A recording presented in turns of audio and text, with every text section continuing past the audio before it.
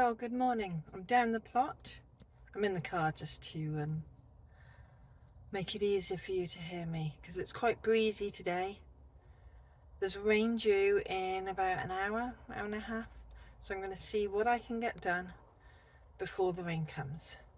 I want to risk it and plant some potatoes, but we'll see how much I can get done.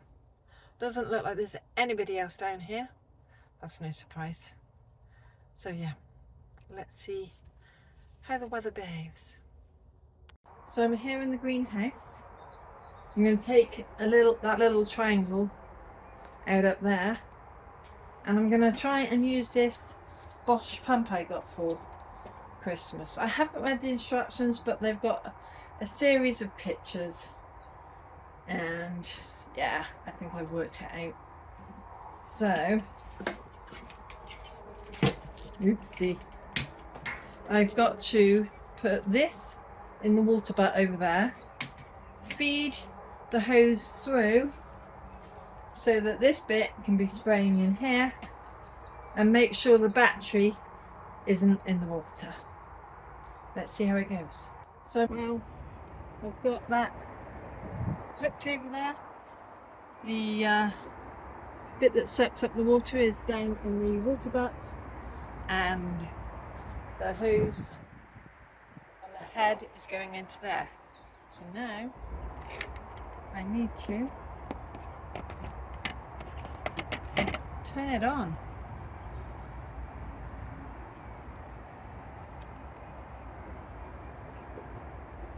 Let's see if it works. Come on. I guess it depends whether there was any battery life in the battery. I'm not getting anything coming out yet. Guess this is what comes of not reading the instructions.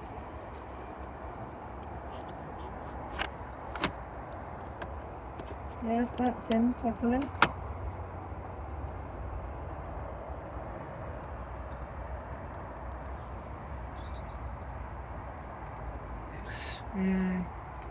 I don't think this battery came with any charge in it, which means I'm going to have to charge it first.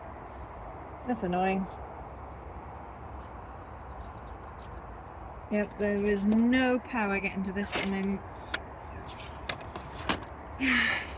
Oh well, on with the potato planting. Okay, it was user error. This will not work unless this safety clip is over. And once it is, I can then press that and it's spraying down in there. So that's great. Look at that, and that's really nice pressure as well. Let's just take that off. I think I'm going to have to change what head it's on.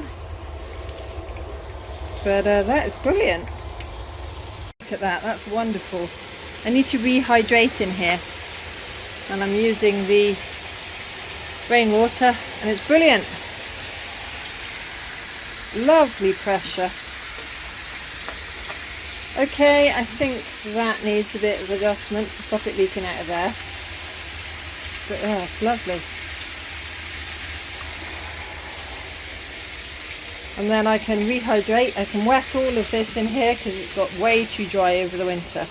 So yeah, I'm very happy with that lovely Bosh water pump.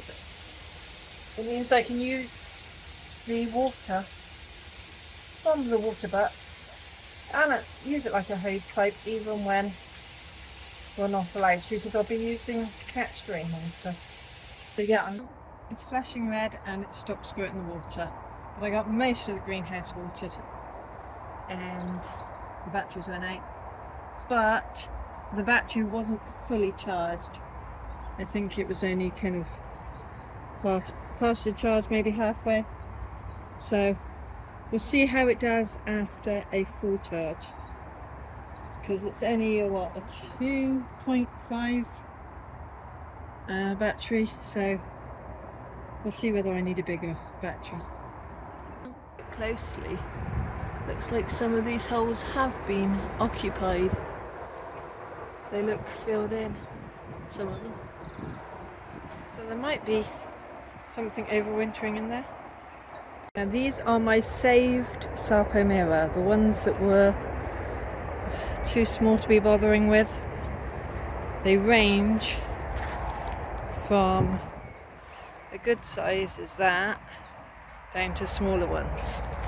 Now, considering I saved these myself and they're supposed to be main crop, they are a hand's width apart. Most people probably say that's too close, but I'm like, well, you don't know if you don't try. I'm trying them in beds this year because the last, I don't know how many years, I've not been happy with the yield that's been in the pots. So we'll see if I get a better return. So those are the Sarpomeras. They're supposed to be blight resistant. If I've got time and it doesn't rain, I will put the other potatoes I've got in the other two beds.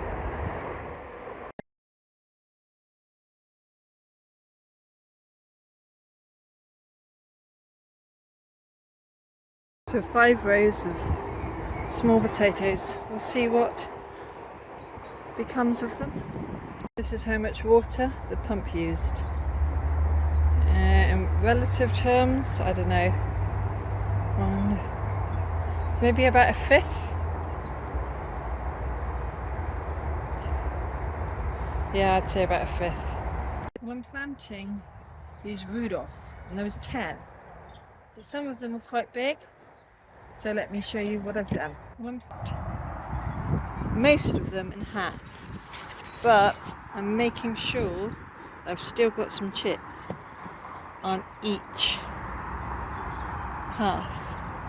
So I'm going to let them stay on the top here whilst I do a few other things, let them dry out, and then I will plant them. So what I want to do is I want to plant a different crop, these salad blue, on the other side. So we'll see how this goes. After placing the salad blue, which was a row and a bit, I've used just this last row, well, part of a row, to put in what I call the tiny, insignificant Sarpomeras. But considering I wasn't going to plant that, looks slightly shriveled, but it's got a chit there.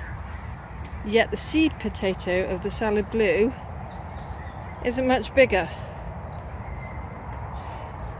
So I'm also planting these tiny, tiny, tiny ones to see if they come to anything, to see if it's worth it. Bit of an experiment for this last row. Now I know I said I wasn't going to plant any more potatoes, but let me show you these spuds. These are wrinkly little Charlotte potatoes that have sprouted. So I thought, you know what, I know there's probably too many in a pot there, but I might as well chuck them in and see if they grow. The only 2 pots I've used is this one and this one between the tayberries and the gooseberries. So it's not prime real estate that I'm using up on these potatoes, so we'll see if they survive. So I've cleared what was left of the leek bed, raked it over, and is now ready for whatever I want to plant in there.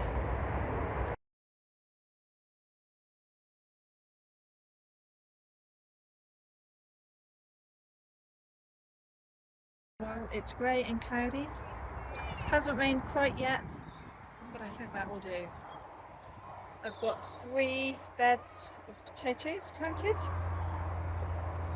I know I'm taking a risk, but they're in. That'll do. And yeah, I was happy with the test on the pump once I've got it working. So yeah, I think I'm going to go home. If I've got any energy left, I'll sow seeds at home. Thanks for watching. Bye for now.